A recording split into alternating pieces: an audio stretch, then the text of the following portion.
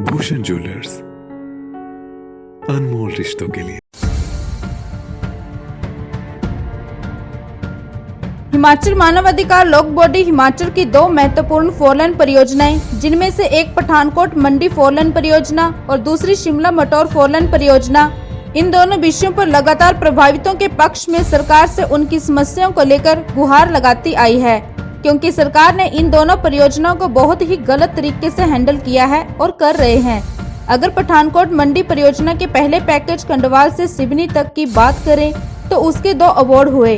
करीब 3-4 महीने हो चुके हैं और अभी तक लोगों को भू अधिग्रहण की राशि नहीं दी गई है।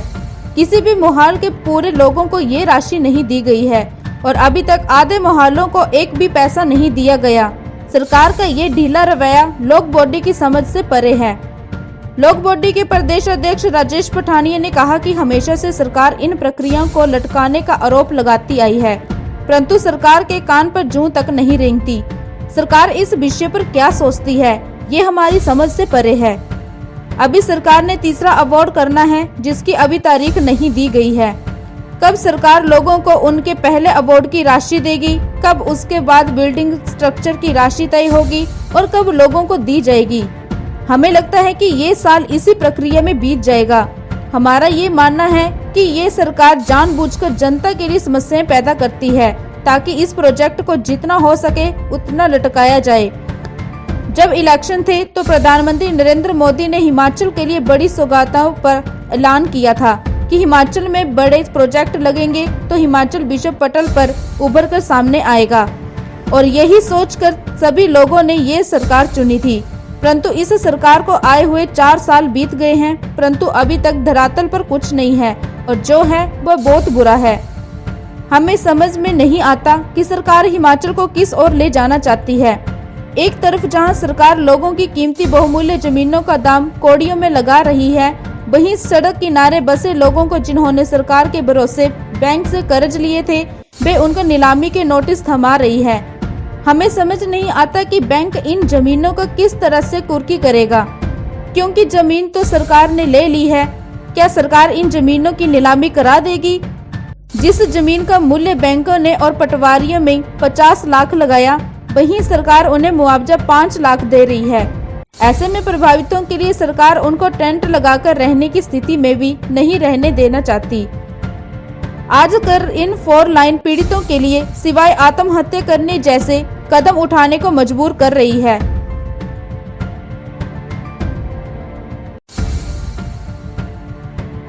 दोस्तों, हिमाचल मानवाधिकार लोक बॉडी हमेशा से विशेषकर 4 लेन परियोजनाएं जो कि हिमाचल की भाग्य रेखा हैं, 2 महत्वपूर्ण 4 लेन परियोजनाएं, एक तो पठानकोट मंडी और दूसरी शिमला मटौर, जो कि बहुत बड़े प्रोजेक्ट हैं हिमाचल के लिए। इनके विषय पर लगातार हिमाचल मानवाधिकार लोक बॉडी अपनी आवाज़ उठाती रही है और सरकार द्वारा जो भी आज तक की कारगुजारी है वो अपने प्रभावितों को और लोगों को बताती रही है। इसमें हमारे नूरपुर की पहले बात करें तो अभी जो अवार्ड हुए, मेरा ख्याल उसको भी अभी 3-4 महीने हो गए हैं, पर लोगों को अभी तक उसकी जो राशि है वो नहीं दी गई है। उसमें इन्होंने इतनी ढीली प्रक्रिया अपनाई है कि आज तक अभी तक आधे से भी कम लोगों को मुआवजा मिला और एक मोहाल, किसी भी मोहाल को पूरे को ये राशि नहीं दी गई है।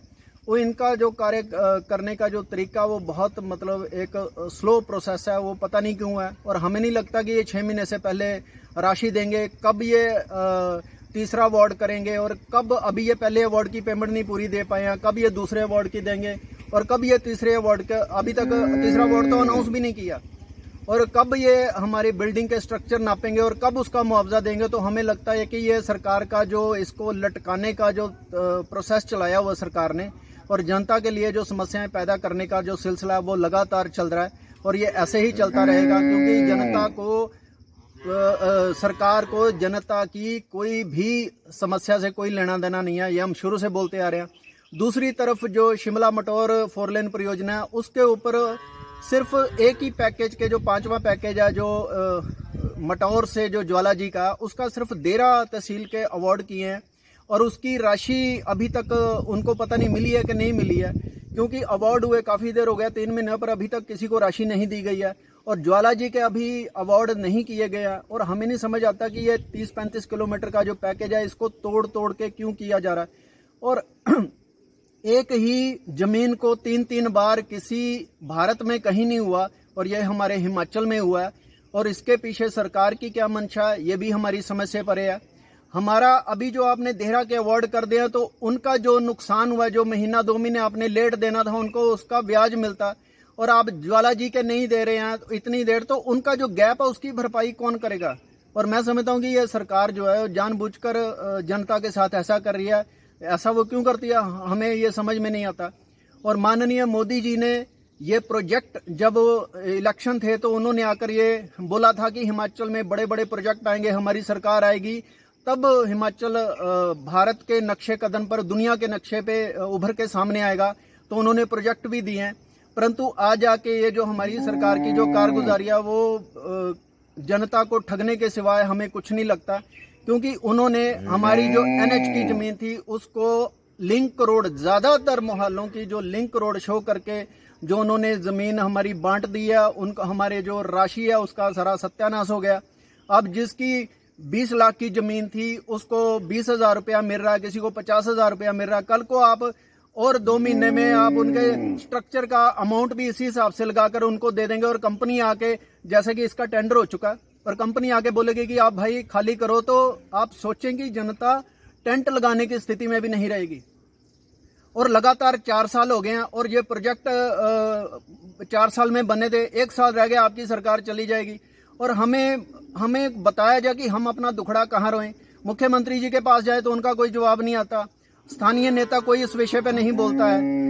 आज आके लोग चिल्ला रहे हैं, हमें एक ही आश्वासन दिया जाता कि आप कोर्ट चले जाओ। अगर कोर्टों से समस्या समाधान होना था तो हमने ये सरकारें क्यों चुनी, हमने ये नेता क्यों चुने। तो हमारी सरकार से ये करबद्ध निवेदन है कि कृपया हमारी समस्याओं को समझे। जनता के ने कोई बुरा काम नहीं किया है, अपनी सरकार को लेकर हमारी जो समस्या है उसका शीघ्र अतिशीघ्र समाधान करें। और ये कोई 1-2 लोगों की बात नहीं है, ये हजारों लोगों की बात है। हजारों के हिसाब से परिवार उजड़ रहे हैं, और उनकी ये जो लगातार, आप एक तरफ तो NH ने जमीन ले ली, दूसरी तरफ बैंक कुर्की के नोटिस हमारे जो प्रभावित है उनको भेज रहे हैं। तो मुझे समझ में नहीं आता कि ये बैंक किस तरह से कुर्की, क्या NH उसकी नीलामी करवा देगा उन जमीनों की जो बैंक में प्लेज पड़ी हैं। ये किस आधार पे बैंक नोटिस, बैंक लगातार परेशान कर रही है। अब सरकार पेमेंट नहीं दे रही है उनको उनके हिसाब से। एक जमीन का जिसका सरकार ने, आपके वकीलों ने उसकी पूरी पैमाइश वैल्यूएशन पटवारी आपके लगाते हैं, वही पटवारी आपके सर्कल रेट बनाते हैं, और जो 20 लाख की जमीन थी उसका आप 2 लाख भी नहीं दे रहे हैं। तो जनता कहाँ जाए, उनके पास आत्महत्या करने के सिवा कोई चारा नहीं है।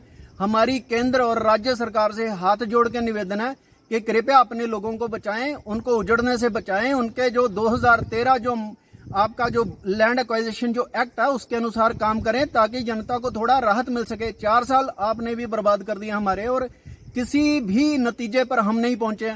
अभी आपकी सलाह हो रही है कि 4 टाइम देना कि नहीं देना, बीच का रास्ता। जब आपने ये घोषणा पत्र में लिख के दिया था तब आपने एक बार विचार नहीं किया कि जनता को हम जाके क्या बोलेंगे।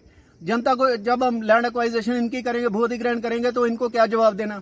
तो इन सारी समस्याओं को लेकर आज आके हम तो चिल्ला सकते हैं, आपके सामने रो सकते हैं, और तो हम कुछ कर नहीं सकते हैं। तो हमारी फिर एक बार निवेदन है कि कृपया इसका शीघ्र समाधान करें, नहीं तो लोग आत्महत्या करने के सिवा कोई चारा नहीं बचा। धन्यवाद। हिमाचल प्लस न्यूज के लिए नूरपुर से भूषण शर्मा की रिपोर्ट।